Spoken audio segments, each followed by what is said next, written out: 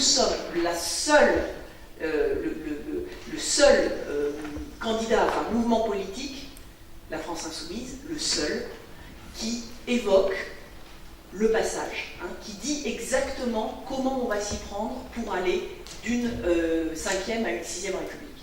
Tous ceux qui, parmi nos adversaires actuels, proposent une 6e République ne disent pas comment ils vont y parvenir. Et donc, que faut-il en déduire? Qu'ils n'ont pas pensé à la chose, ou qu'ils mettent ça sous le tapis pour éviter qu'on voit qu'il ne s'agit que, en fait, d'une modification, d'une révision de la 5e République. Voilà, bon ça, c'est en tout cas des arguments, à mon avis, qu'il faut savoir utiliser et... ouais, question.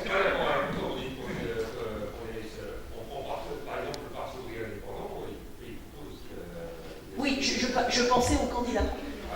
Juste ceux qui sont en lice, on va dire, pour la présidentielle. Oui, oui, non mais évidemment, heureusement. Il y a même d'ailleurs des associations qui ne sont pas des partis politiques à proprement parler, disons, on pourrait parler à leur propos d'ailleurs de mouvements politiques, et qui sont effectivement pour une assemblée constituante qui précise exactement en quoi elle devrait consister, etc. Il y a des, je crois que ça s'appelle même pour une assemblée constituante, c'est une assoce de André Bellon, que André Bellon avait fondée, enfin, et puis il n'y a pas qu'elle, enfin il y en a plusieurs. Il y avait une convention pour la 6e République, enfin, il y a pas mal de trucs comme ça qui existent, mouvement pour la 6e République, qui existent et qui réfléchissent à ce passage. Mais dans la présidentielle, on est ça. Voilà. Donc ça, c'est un élément important, mais qui dit à quel point on prend au sérieux la chose. C'est pas un slogan, d'accord ? Ça a une application concrète. Alors, il y a des éléments sur cette constituante qu'il faut effectivement essayer d'éclaircir, et notamment sa composition. Vous avez évoqué les modes de scrutin et également la désignation par tirage au sort d'une partie de cette constituante. Ça, c'est un point majeur. Je vais vous dire d'où vient cette idée de composition mixte, on va dire. Cette idée, elle vient notamment d'une audition qu'on avait faite pendant la période de préparation du programme avec une dame qui s'appelle Mabrouka Mbarek, qui est une dame qui était à la constituante tunisienne. Et elle nous avait dit, on a réussi, au bout de 2 ans, à se doter d'une nouvelle constitution, dont, pas parfaite, mais dont les gens sont à peu près contents. En tout cas, elle en était assez contente.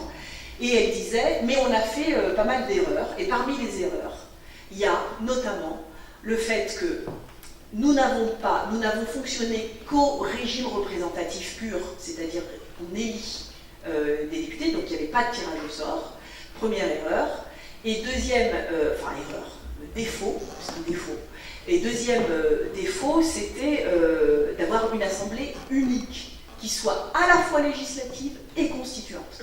Donc travail phénoménal qui fait que vous prenez forcément du retard dans l'élaboration de la Constitution. Sur le premier point de la désignation, elle a dit, on a réfléchi ensemble, puis on s'est dit, mais on a un problème, c'est que on veut bien, on pense qu'il est légitime, enfin en tout cas on doit répondre positivement à un certain nombre de demandes des gens, d'avoir plus de tirage au sort, parce que le tirage au sort est une forme de réponse à l'absence de représentativité des corps élus aujourd'hui.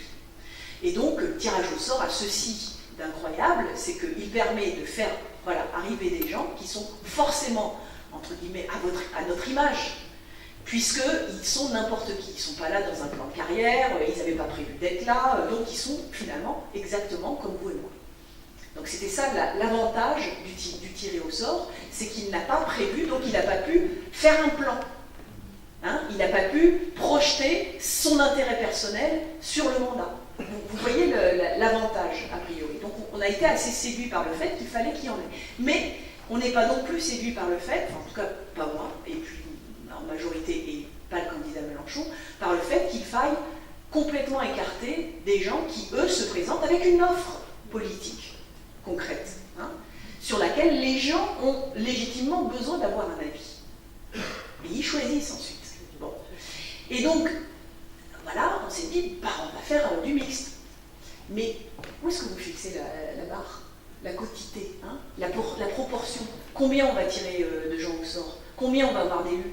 C'est compliqué de mettre une limite. Et même 50-50, c'est pas complètement convaincant. Il y a des gens qui vont dire, bah non, c'est faire injure au tirage au sort. Et puis d'autres qui vont dire, bah non, c'est faire injure au principe représentatif.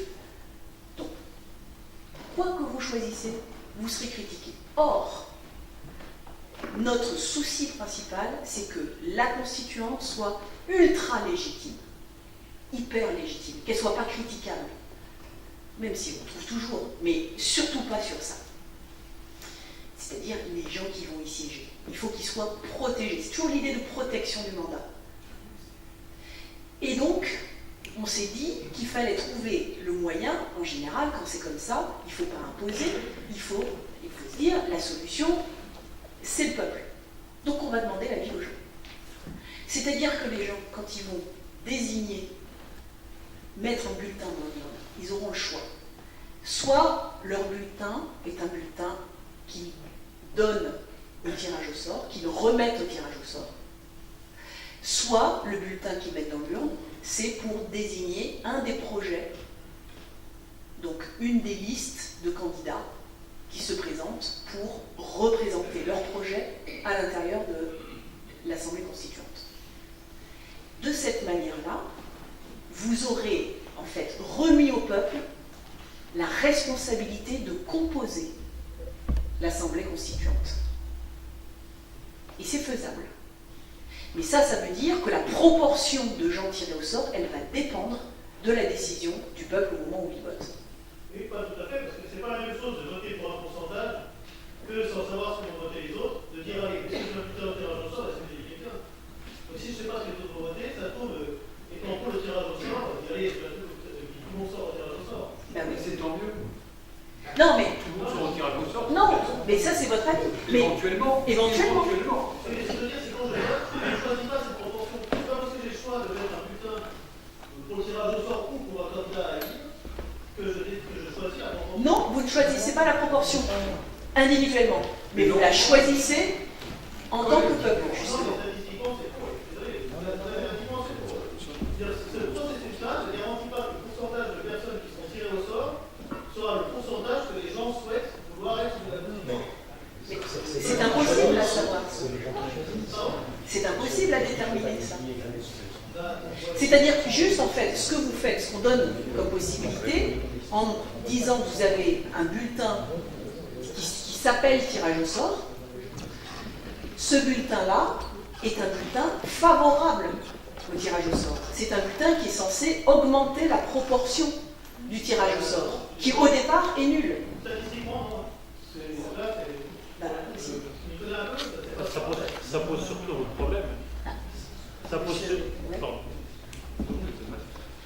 techniquement, ça ne va pas avoir l'effet inverse. Parce que justement, donc en gros, c'est faire un bulletin liste qui s'appellera tirage au sort, alors qu'à côté, il y aura des bulletins programme. Donc est-ce que les gens vont pas être poussés plutôt par dire je suis pas d'accord avec tout programme, mais je préfère qu'il y ait un peu de ce que je veux qui soit représenté, plutôt que de prendre le risque tirage au sort? Et est-ce que ce mode de scrutin ne va pas entraîner l'effet inverse de ce que vous semblez souhaiter, que moi je ne souhaite pas du tout, personnellement, et donc avoir une représentation au tirage au sort très faible? Une proportion de tirés au sort faible.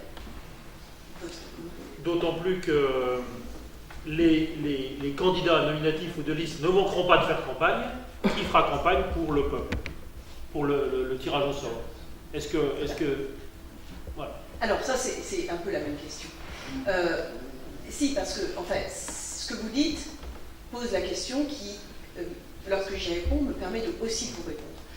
Ce que je veux dire par là, c'est que quand vous avez un système comme ça, où l'option, elle est entre ou bien désigner tout de suite un projet, ou bien remettre votre voix au hasard. Et ensuite, l'élaboration du projet, elle se fera de toute façon au sein de l'Assemblée constituante, avec les allers-retours dont on a parlé. Je n'exclus pas ça, évidemment, c'est pas complètement déconnecté. Mais l'idée, c'est que, en toute hypothèse, il y aura une campagne pour la composition de l'Assemblée constituante. Et cette campagne, elle va porter non seulement sur les projets, c'est-à-dire chaque liste, chaque candidat de liste fera sa promotion à l'occasion de la campagne électorale, mais les partisans du tirage au sort aussi. C'est-à-dire qu'il y aura de la place pour faire campagne pour le tirage au sort aussi. Et ça, c'est un élément extrêmement nouveau en soi, c'est qu'il y a, on va dire, la vertu d'exiger de ceux qui se présentent au suffrage de faire une sacrée campagne pour soit son projet, soit le tirage au sort comme étant un projet politique à part entière. Et ça, pour le coup, c'est l'avantage qu'on avait vu à ce système. Alors, pour peut-être préciser un peu, on pourrait aussi imaginer que les gens votent pour quelqu'un sur le délit qui s'est présenté et votent aussi, d'autre part, pour le pourcentage de représentants qui soit tiré au tirage au sort. Et faire la moyenne de ces pourcentages-là serait certainement plus significatif de ce que les gens veulent comme pourcentage de personnes tirées au sort que ce bulletin. Parce que ça pose. Moi, j'ai entendu Jean-Luc Mélenchon parler de théorie des jeux, donc il doit savoir un peu ce que c'est. Et en théorie des jeux, l'histoire du vote avec je ne sais pas ce qu'ont faire les autres, mais moi j'ai envie de soutenir un peu le tirage au sort, ça peut être catastrophique comme résultat par rapport à l'envie qu'ont les gens du pourcentage. Donc c'est pas du tout représentatif cette option de faire voter le tirage au sort. Je suis désolé, ça ne tient pas. Hein. Mathématiquement, ça ne tient pas. Mais bon, on ne peut pas faire un vote utile sur cette question-là, c'est pas possible. C'est exactement ce qui va se passer. On va avoir après de vote utile, de théorie des jeux sur cette question-là. C'est mal barré. Si vous commencez comme ça, c'est mal barré. Et on ne peut pas attendre d'avoir le résultat de l'élection pour savoir qu'est-ce qu'on va décider soi. C'est bien ce qu'on nous chante dans les médias toute l'année. Et moi, c'est un truc qui me scandalise complètement. Au moment où tu mets ton bulletin, tu ne sais pas ce que ça va donner. C'est bien le principe d'une élection, encore heureux. Alors, il y a deux interventions. Ok, du coup, ouais, je comprends bien l'idée dont vous parlez, je comprends aussi assez bien de l'objectif que vous cherchez. Et dans l'objectif là, c'est peut-être de remettre aussi en cause le système de vote. Plus fort. Allez.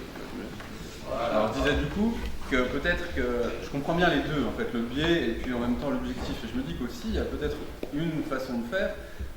J'ai personnellement participé à la primaire des citoyens, bien sûr je n'ai pas fait défaut avec ça, mais il y avait une méthode autre de vote, c'est-à-dire qu'on ne votait pas pour un individu, on votait pour tous les individus, on affirmait en fait le fait que leur proposition était, on avait le choix entre très favorable, très défavorable et un panel de 3 ou 4 choix encore différents au milieu, et ça permet éventuellement d'être très favorable, défavorable ou un truc au milieu des tirages au sort ou d'un projet d'un élu, et ça permettrait éventuellement d'éviter ce biais dont fait référence monsieur, pour essayer d'atteindre l'objectif, peut-être aussi à réfléchir à la méthode du vote, parce que voilà, le vote, même le blanc, le vote non, on va même plus l'utiliser.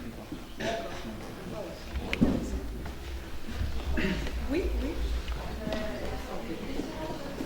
Là, c'est la question racine des emplois. Ce sera des gens volontaires ou ce sera un tirage au sort de personnes pas forcément volontaires? Ah, pardon. Ça fait partie d'ailleurs des questions qui avaient été plus ou moins posées. Est-ce qu'on fait ça par rapport au refus possible? Donc, ce serait comme pour les jurés d'assises, c'est-à-dire que ce n'est pas des volontaires. C'est sur la liste électorale. Sauf les candidats qui se présentent. Après, c'est pas une question, c'est pour répondre qui va voter le tirage au sort. Je pense qu'ici, on est beaucoup à en avoir marre d'aller voter contre quelqu'un. Et je pense qu'à un moment donné, s'il y a des noms qui ne nous plaisent pas, plutôt que d'aller voter contre, on dit tir au sort, ça peut être pas mal. Et juste pour alors ça m'intéresse, comment la parité au tirage au sort, on fait comment? Ouais. On fait des viviers. Vivier de femmes, vivier d'hommes. Comme ça, vous tirez autant d'hommes que de femmes. On fait des élections. Vous avez compris? Ouais. C'est-à-dire qu'en fait, vous garantissez que le nombre de tirés au sort sera strictement paritaire. de la même manière que vous pouvez le garantir aussi avec un régime, une représentation proportionnelle.